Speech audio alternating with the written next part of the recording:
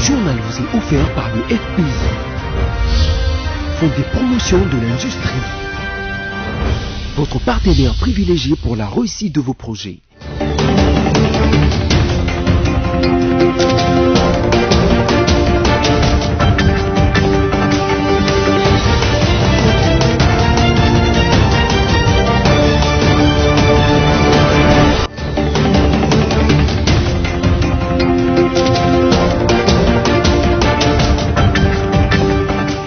Vous avez bien fait de choisir BC Télévision pour vous informer, mesdames, messieurs, à présent, les sommaires de votre journal.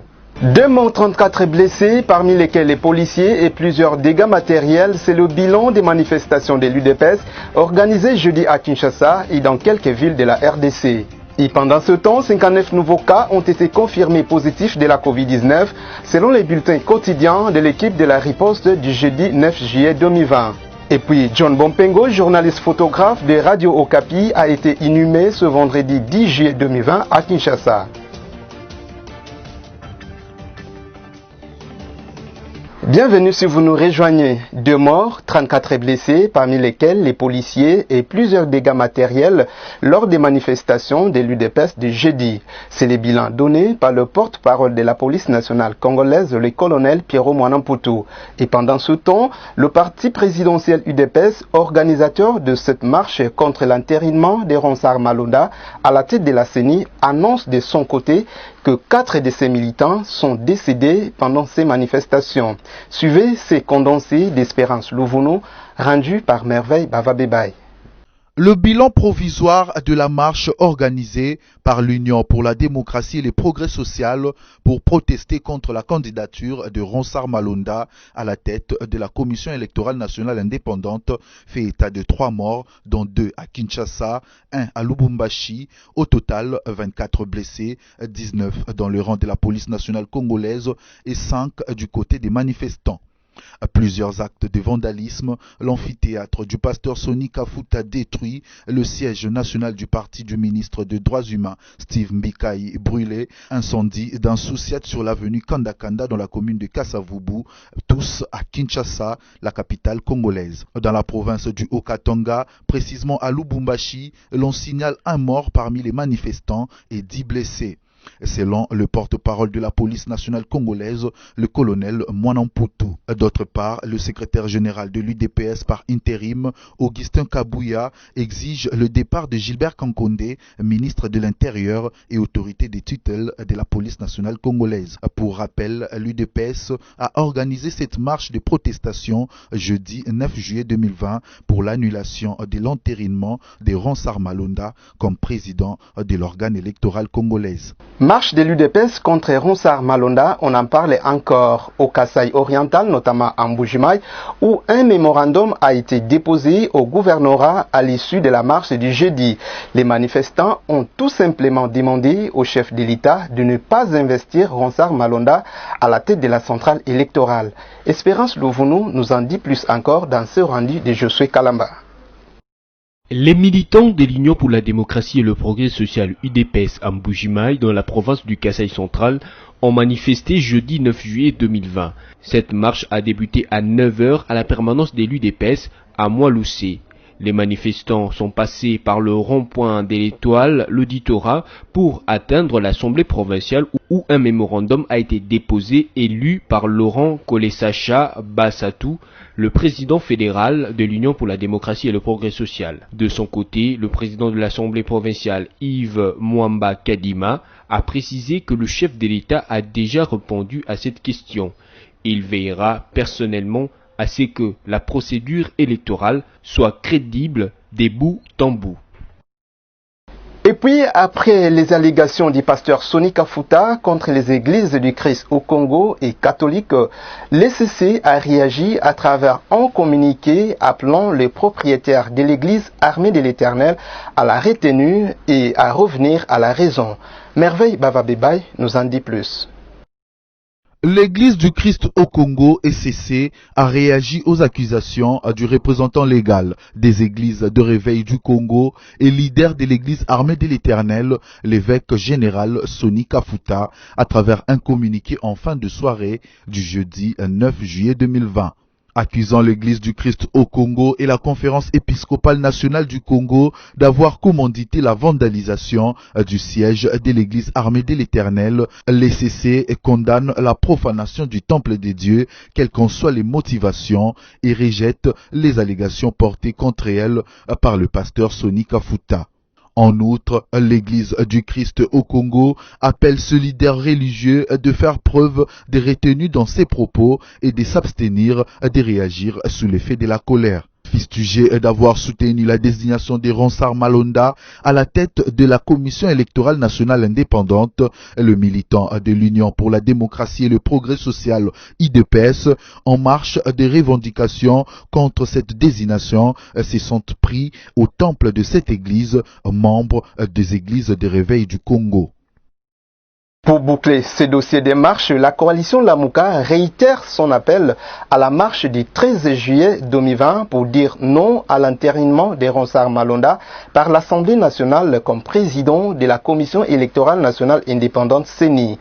Steve Kivuata, porte-parole du coordonnateur de cette plateforme, l'a indiqué jeudi 9 juillet dans un communiqué de presse. Suivez.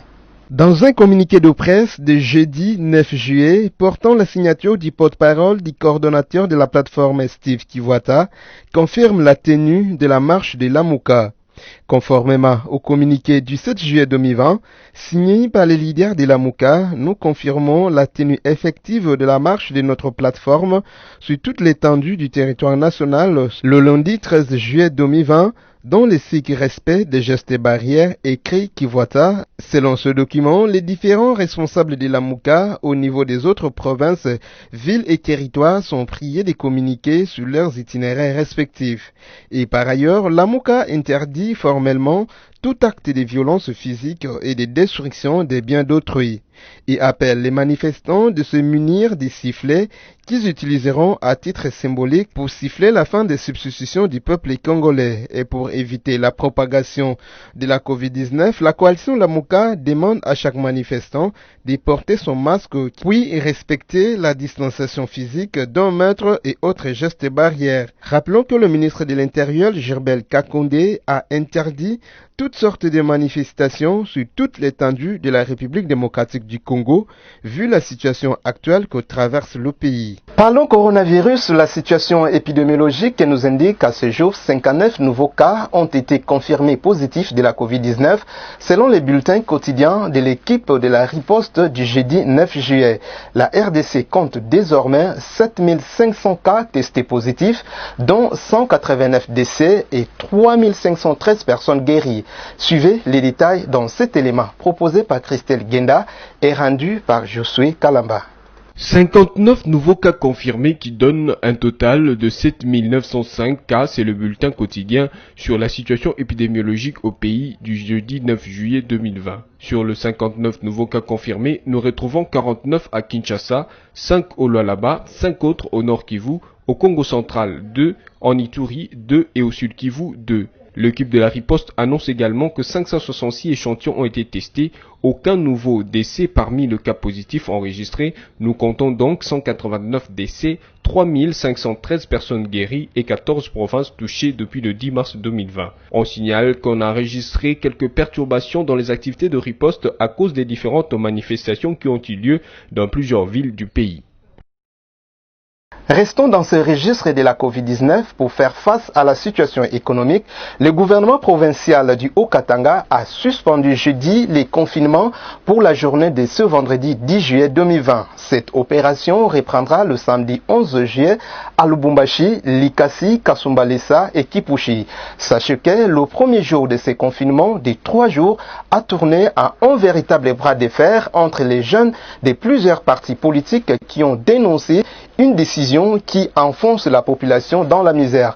C'est un reportage de Christelle Genda rendu par Merveille Bavabébaye. Pas de déconfinement ce vendredi 10 juillet 2020 à Lubumbashi, mais il aura lieu le samedi 11 comme prévu au départ par le gouvernement provincial du Haut-Katanga. C'est pour que les concitoyens s'approvisionnent en biens de première nécessité et que l'équipe de riposte teste tous les 267 cas suspects tracés et seulement 10% dépistés ce jeudi 9 juillet en raison de la tension, a dit le gouverneur Kiabula Katwe Jacques. Telle est la décision prise lors du Conseil de sécurité présidé par l'autorité provinciale le jeudi 9 juillet 2020. Par ailleurs, ce confinement a été qualifié de règlement de compte politique par la population qui est descendue dans la rue ce même jeudi. Rappelons que le gouvernement provincial avait annoncé mardi 7 juillet dernier un confinement de 3 jours, à savoir du 9 au 11 juillet 2020 dans les villes de Lubumbashi, Likasi, Kasumbalesa et la cité de Kipushi afin de détecter le cas contact à la Covid-19.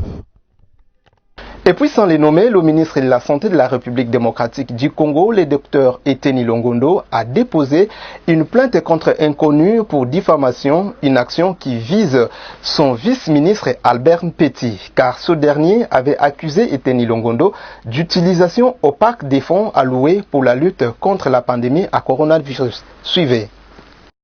Nous venons de déposer une plainte au parquet général près la Cour de cassation au nom et pour les comptes de notre client, le ministre de la Santé Eteni Longondo, contre inconnu, a fait savoir Hugues Pouloussi, son avocat, sur la radio quinoise Top Congo FM. Il y a quelques jours, le vice-ministre de la Santé, Albert Petit, dénonçait la gestion calamiteuse et opaque ainsi qu'une gabegie financière et affairisme au ministère de la Santé publique en ce qui concerne la gérance des fonds alloués pour la riposte contre la Covid-19, avant de fustiger l'existence des réseaux mafieux exigeant des rétrocommissions jusqu'à hauteur de 35% au sein du ministère pour l'attribution des différents contrats. Le principal reproche d'Albert Petit a été Nilongondo reste la gestion des fonds alloués à la lutte contre le coronavirus par les Fonds monétaires internationaux, la Banque mondiale et tant d'autres partenaires techniques et financiers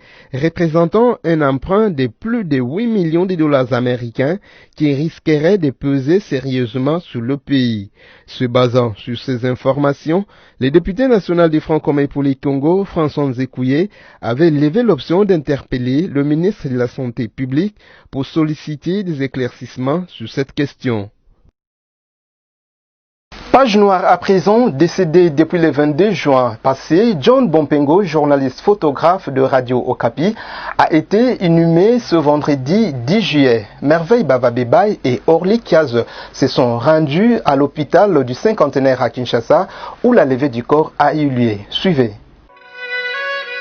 C'est ce vendredi 10 juillet 2020 qu'a eu lieu à la morgue de l'hôpital du cinquantenaire de Kinshasa la levée du corps du photojournaliste John Bompengo de Radio Okapi de la MONUSCO, l'agence Associated Press, mais aussi l'agence de presse mondiale et généraliste basée aux États-Unis d'Amérique. À 11h tapantes, le corbillard a quitté les lieux mortuaires et s'est dirigé vers la nécropole entre terre et ciel sous le regard de sa famille biologique et professionnelle conformément aux mesures sanitaires arrêtées par les autorités dans le cadre de la riposte à la Covid-19. Décédé depuis lundi 22 juin dernier, John Bompengo était connu de son vivant pour la qualité et la rigueur de son travail. Nous retiendrons également de lui un homme qui a exercé son métier avec passion et dévouement, mais aussi un homme qui s'est sacrifié pour chasser les images. Vous vous souviendrez certainement de ses œuvres sur tous les fronts de l'information à Kinshasa, à l'intérieur du pays et à l'étranger, couvrant pratiquement toutes les crises majeures de ces 2 dernières décennies. Et puis les programmes d'obsèques du feu Jean Boston Kitebi, Toumolomba, père de Patrice Kitebi, DG du Fonds de promotion de l'industrie, FPI, se présente comme suit.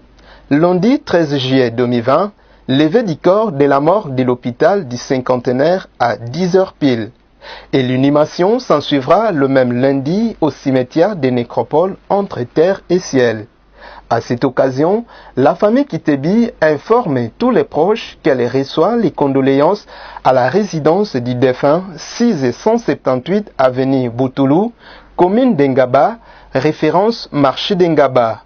Ce communiqué tient lieu de faire part. Votre journal se poursuit avec la lecture de la revue de presse dominée par le retour du chef de l'État au pays après un bref séjour en Belgique, mais aussi son parti, l'UDPS, qui demande le départ du vice-premier ministre de l'Intérieur Gilbert Kankondé, lui aussi membre du parti présidentiel. Suivez.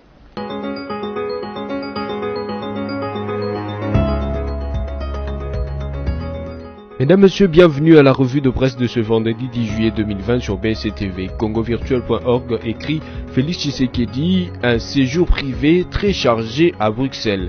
Depuis dimanche dernier, le président Félix-Antoine Tshisekedi Tshilombo séjourne à Bruxelles officiellement pour un séjour privé.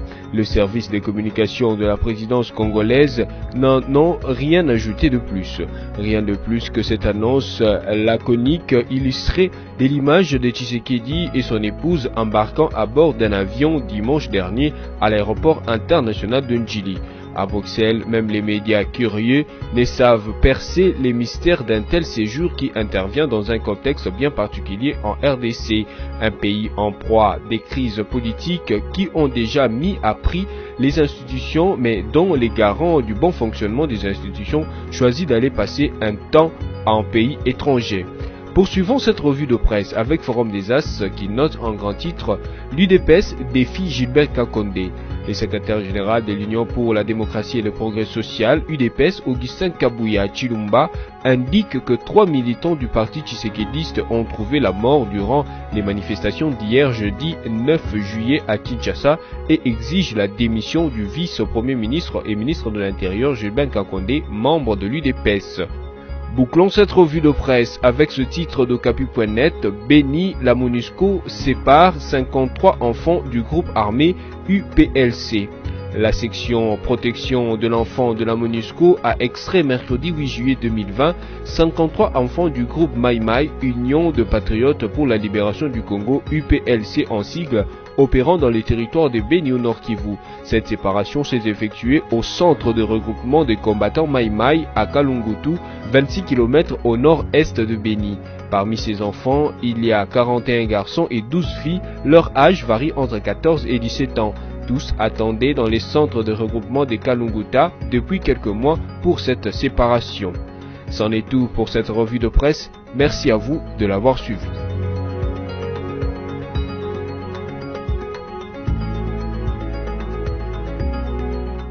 C'est avec cette lecture de la revue de presse en ligne que nous mettons fin à ce journal. Mais avant de nous séparer, en voici les rappels des grands titres.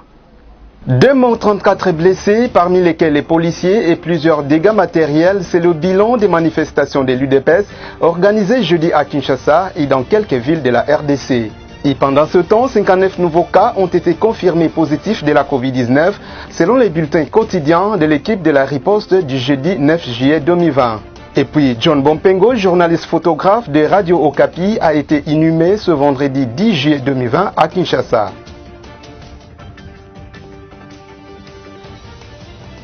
Ici s'achève complètement cette édition d'information. Merci à vous qui nous avez suivis. Moi, c'est Liévin de Zolo. Je vous souhaite un bon week-end chez vous et à très bientôt.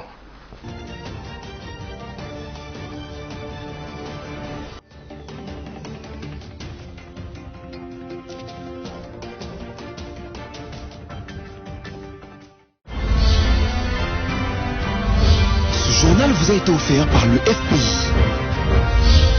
Fonds des promotions de l'industrie. Votre partenaire privilégié pour la réussite de vos projets.